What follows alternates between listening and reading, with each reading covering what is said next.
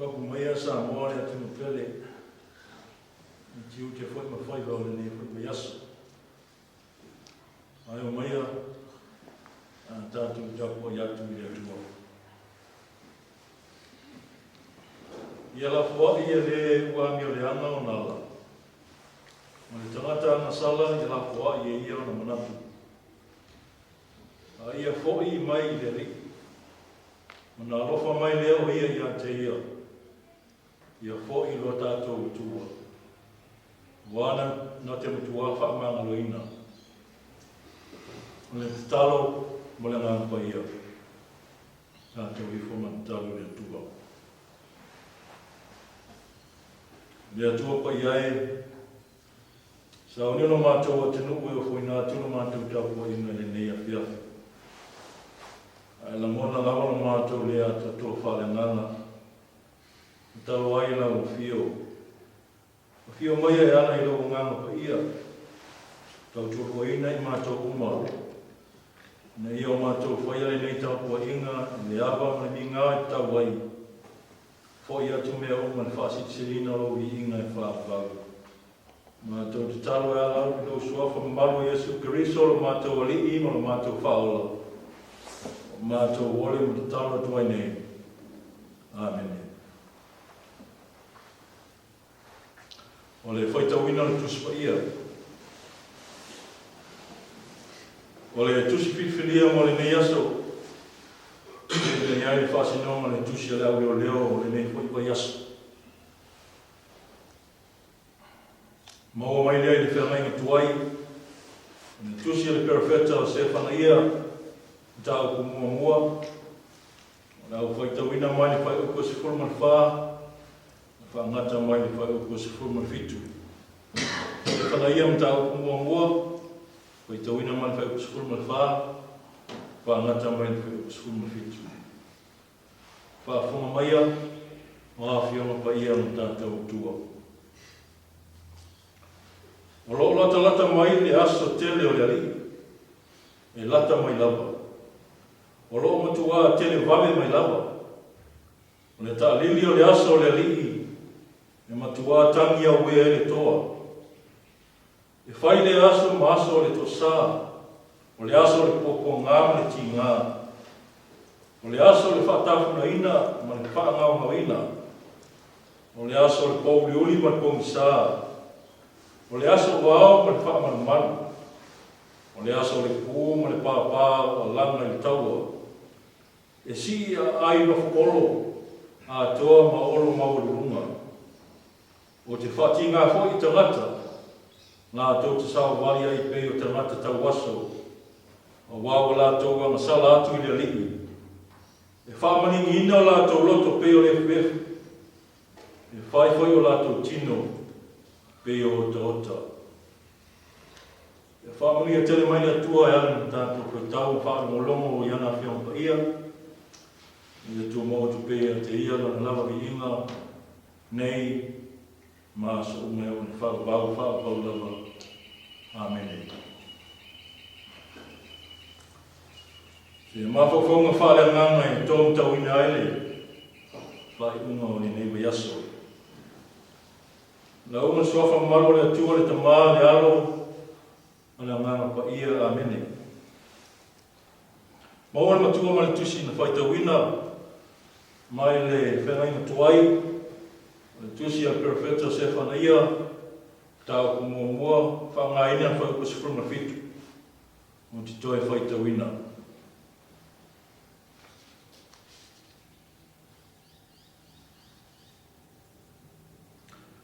O te whati ngā hoi tamata. La tō te sawa wari ai pei o tamata tau aso. Wā o la tō wanga sala atu i le li. E whamani ngino la tō toto pei o le kuefu. E whai foi o la tō tino pei o taota. E manatu o tū pei o nei aile. Whasinonga le tusia leo leo i le nei mai aso. Malanga le tau aso. Malanga ane tau aso. Journey of the Blind. O le tau aso. O se ngase whale tino.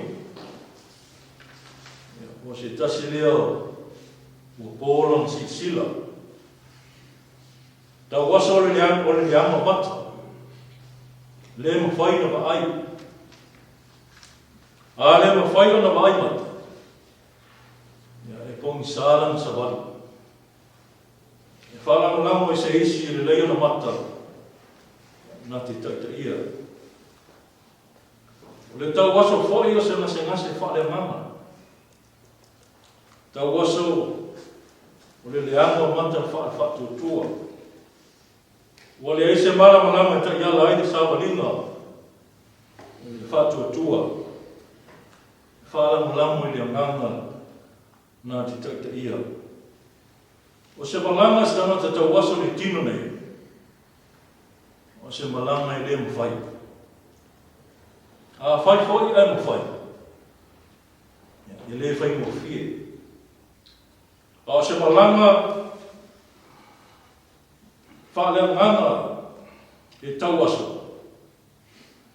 o se malanga e whea ngai ma mala ma kua ngā ma iku le whawhanonga o se atar tangata tau waso ma ona mata o le ma whai o sila atu mai loa o se atale nāua whapatala aile nuko le tua i le tusi le neo se whanaia le perfecta o se whanaia e tupunga mai se ainga tupu o le lona whaa le anga tupulanga o se taso tupu tau ta ua o iuta i le nawe tau i o Esekia ia manofo silfia le tala o le tupu na sawa wali whaatasi ma le atua sa ia te tai fo iuta i ala le atua a ina ua maliu Esekia ma filifilia aina na tali o Manase ia malona grandson o Amone e whai ma tupo iuta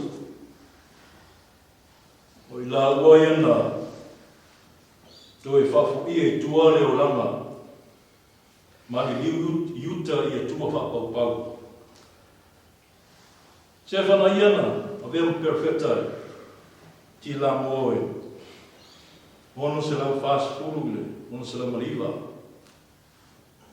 taimi o le tawhianga o sau tā ia po le fasi usuinga leo le malo iuta sa wai teimi whaatasi se whana ia ma le perfecta o le bia taimi o le tupu o Iosia o se tupu foi sa tonu ana puleanga o se tupu le lei tupu le nei o Iosia o le tupu lona sepulu ono le nei o le malo iuta ia po le grandson lea le tupu leanga le nei o Manase o le tūlanga e whakatai ai le tupu le nei o Iosia o na nate lei muni ta ia tai ta inga whakapau pau o na ta maa a mone ia ma le ta maa lona ta maa o Manase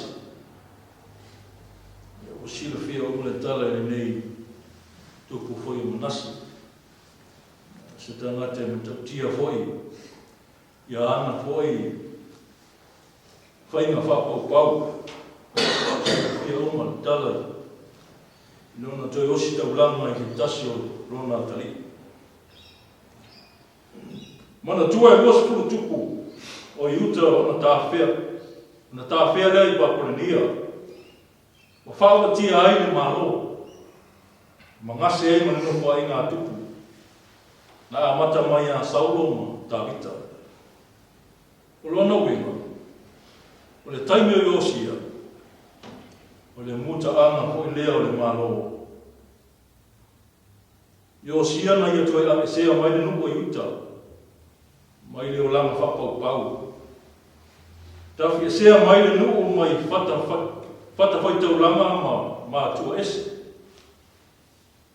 na ia whasia hoi o si tau langa whapau pau ma susunu o la tau iwi E ui lava lai winga le leo yosia petai. Wa ui le mai le nuku. Ona le sangu po atu. Isi tuku le anga pe o manase. Mao la tone. Na mafu ai o whaasala e le tuara le nuku. Tusile nei a se whanaia. Pei foi ona sau noa i le taitai o le sau ninga le lotu dai au. Se tasi o perfeta titi. Minor prophet i pe tusama le perfeta leo iona. Ia ona e tolu mta opu o le se whanaia.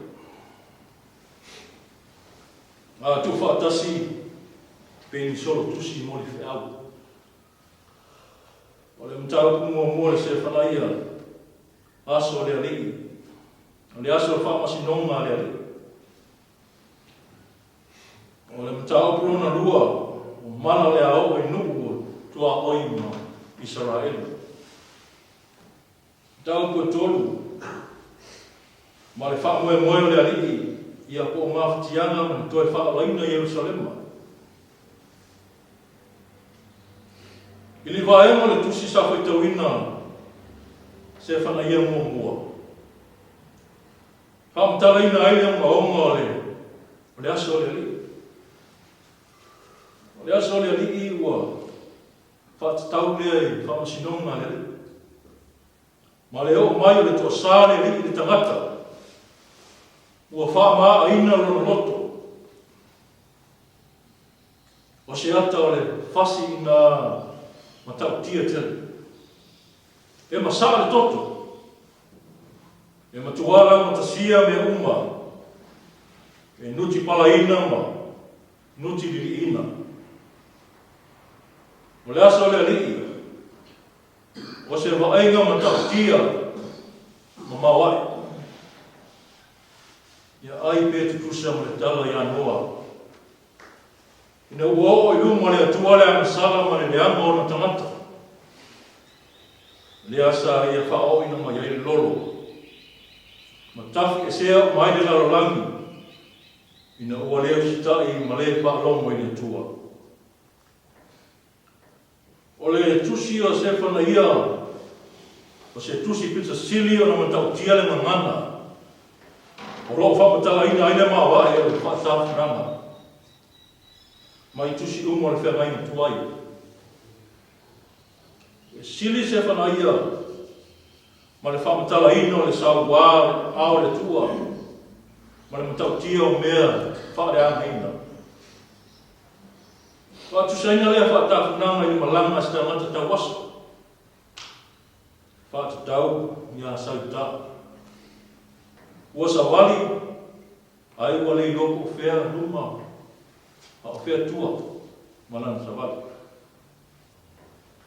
O linga leo se, tau wasa na whanau mai, pōr wa ai.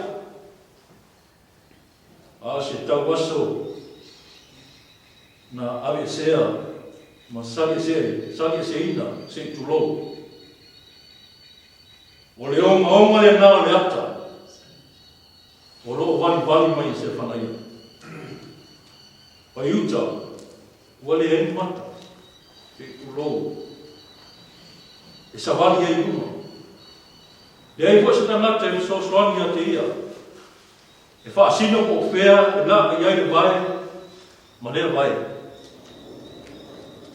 Wale ia se sema male. Wha tau aso ina e li i o le au tau o Suria. Ina ua lato sio mia ina. Le perfeta o Isaia, o Elisaia. Pai mai o te tala Isaia i le tua. Ina ia whata oso ina o nā tau mata. Ona ia tai ai leia te ila tau ai limo Samaria. Tangata ua ana ma tau whatafoina le sisi ese o le tua. Le alimentu. Fias fulafe. Ai whata oso ina i le tua. Matau tia le whatafunanga. Whamantala I se whanaia.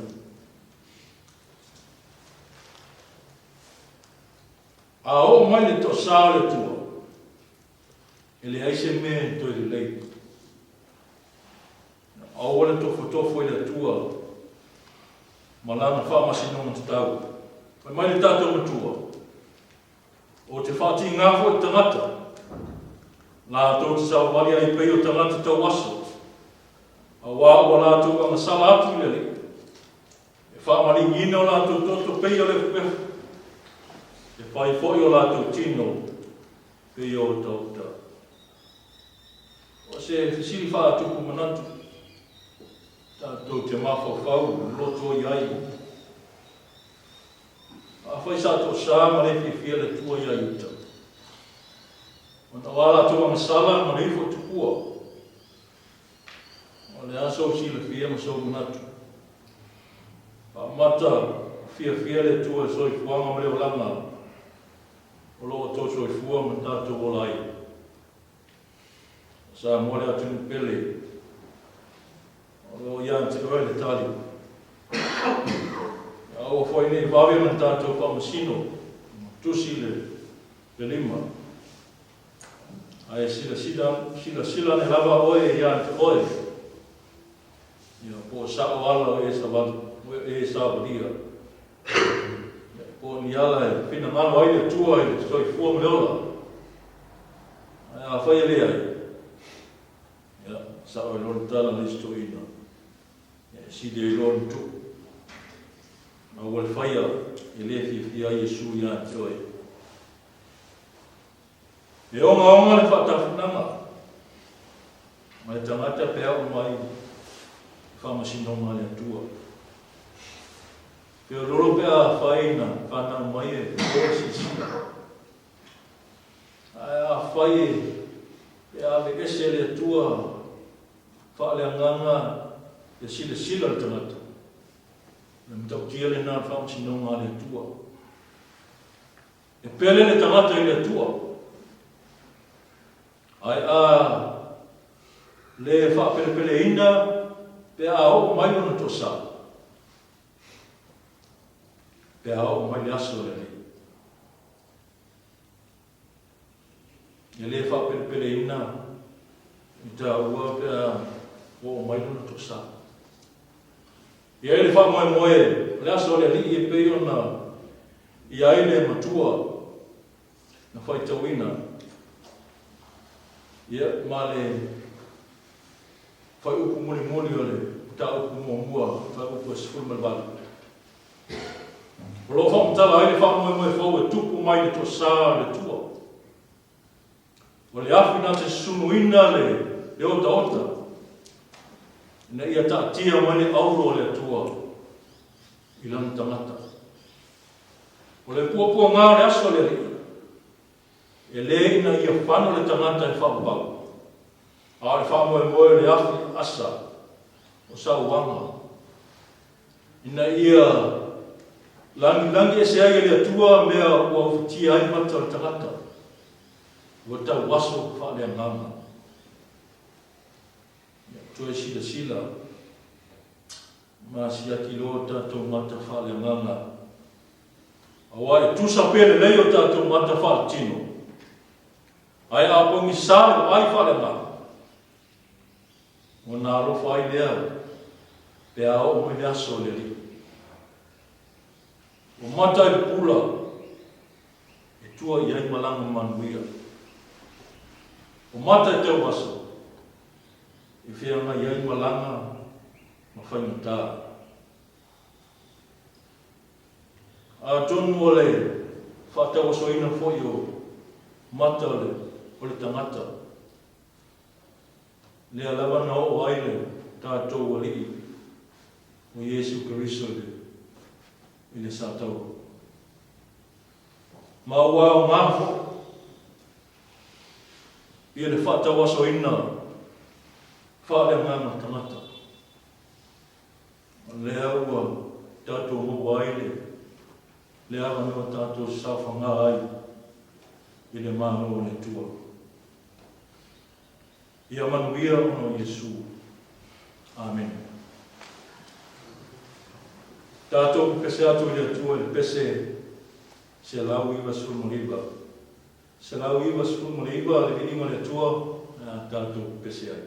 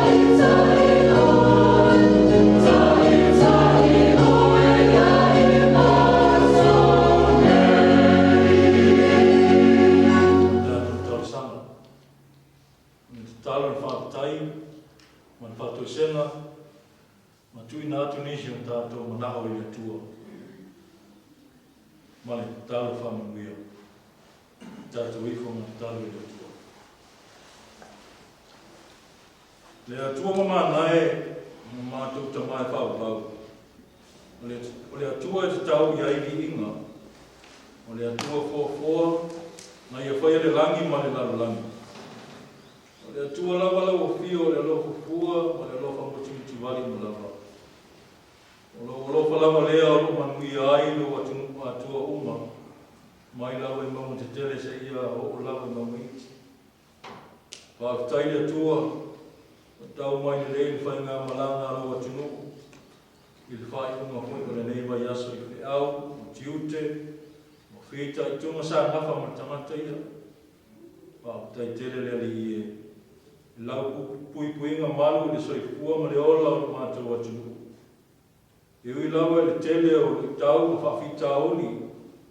O le mautonu wai la tō whai unga whai. Ai la mona lau le nganga whakatai le mātou tamai. Ono lo mausari pea ma waaro nātou talitonu ma whātua tua i lau whio. Whaatai le tua i sio mātou atunu o Samoa o whai mo mātou tofu. Whaatai au whaunianga ua manu i ai mātou atunu. Iona lau whanua lanu lau papa. O mātou sio manga le sami ma le lau ele. O le ea se i o lau i lonu tū ma lana anga whaawalo. Whaatai le tua i lau tala le lei. Whaatale le ina ai si o mātou atunu. Pe o tali ai nai o mātou mātua. Ale nei lava mātou whakawau i o mātou taimi, ma le mauti noa, o le ala lea i le manuia i le ola e whakawau, e pei o na e awa o mai. Ia whapetai fōi le ana leo, o le whakasa TV, o maua le ana noa, ia e o tuai lau tala le lei tu i fio le nei lana nana. Whapetai lana toa o nana. Whapetai tele le tuai lau tusipa ia, o iai a o onga i ala le soifua pa ia o Keriso. I tai ala ina no mātou ola, i mea te tau na mātou whai. Tele taimi le mona ai mātou vai ma le lea te toa. Ai whapetai ta mai, i logo nganga pa ia, i fisosoani, i tau toa rua i mātou. Maua pēra mātou loto te tele, pēra ngai ai ma whaingatā, ma whitā, o le ola ma le mauti noa. Nia e tele e una lava i mātou whano le whiri o le nina lava. Ai sili no mātou whakatai le tua, tongi ola sili ala le soifua ia o le pele Iesu Keriso. O lona maliu ma non toi soifua man malo mai le oti man tunga mau. Ua mangalo ai mātou i whana o masala. Le atu ai, tu mau le lo vi inga, ma le pule au. Nei maso mai o le whapau. Le tua mi o tonu e, o au whamasinonga e tonu whamaoni lava lea. O mātou te talo lea li ie, le i whonga rau atu nui le nei a fiafi. Talo i e lofa mai e whamangalo i tapitai, o mātou atu nui. Moana tangata lau tele. Te tari o a inga manu, whapea lau kālesia. A whai wa le whatino ino mātou tiute. Tusa ma le whaavai o whaata oto e nei o mātou mātua. Talo le li e, e alofa ma whamangalo i mātou. Toto pa Iesu Keriso o mātou ali ima mātou whaola. E tua whaafunga tālo e, o lau o fio e mari e o mātou manao i mere le uma. Mātou te talo mo o whamunianga i a Samoa atoa. Whamunie i a Samoa mana whainga malo. Mau pele to file mu ma le loto tele. Na ia tata ina ai no mātou atinu i le ame tonu, ma whaia le mea sili. Na ia mau runga ai le vi ingo lau fio. Ka unia fwai o kwanga whai malo, la se leu mana i manuia o si mātou atinu. Ia le whangalo ina le tapo inga takitai o i kalesia. Tala pēo la tō loto whina ngalo. Ia se saa mai o lātou ta mau ainga whaare nganga. Ia whaata mau ainga ai Samoa moana tangatanu. Ia pēo na whaavai ai Samoa i lau whio. Ia tā penama fwoi o loa tunuu, ia whaasauni tuai lo waso sāpati e tai au. Tai tai lau whio fuanga umai manu i ai. Lau langi me vesi ma le telo whawhi tāuri o lo tutupua. Maisi o le whaamataku mai pēo le piri ma tia ko le atuai. O lau a whio o le malama lama o le mātou malama papa. Ia whaamanuia fwoi le ana leo le Whakasa TV. Ia maua pēa le poto ma le atu mai. Ia whaatinu ina ai ia le whaamoe moe. Ia uare o atu o tala le lei. Maota malawa e meso i tui whio le nei lanulangi. Whaatala lei na iau tangata. Whaungia na mātou mātua mātutua. Whaungia na mātou tāpo inga. Ia o whaiwa i tama whanau o loa tunu. Te au ngā luenga ni aso. Whaungia na iau mātou whanau. O le whaungoe moenga lea o nuu mai kalesia mese o inga. Ai ngata lawa i lea o mātou whainga mālo. Tai au mai anua. E whamuia i so se tangata nua Samoa. Whea lawa nei tū o le lalolangi o loa au mawai. Tuli loa ina i nā tau umai lau whio. Lo mātou te taro lea, whatasi ai ma te taro lea leo i loto le tangata lawa ia. Mātou te ofo i nātu ia whaia i ai lo lawa whina ngalo. Ai aua lawa o mātou loto. Mātou te taro na lātu le swafa ma malo Iesu Keriso lo mātou wali i ma lo mātou whaola. Ale manuia man file mola o fiore tu le tama Le leo fasili Yesu Kiristo lo mātou aliki ma le whaola. Ma le mafutanga whai pēr ma lo lava nganga pa ia. Tu mau mai le lumo Samoa ma luma le nei lalalangi atoa. Nei maso uma se i o il whau lava.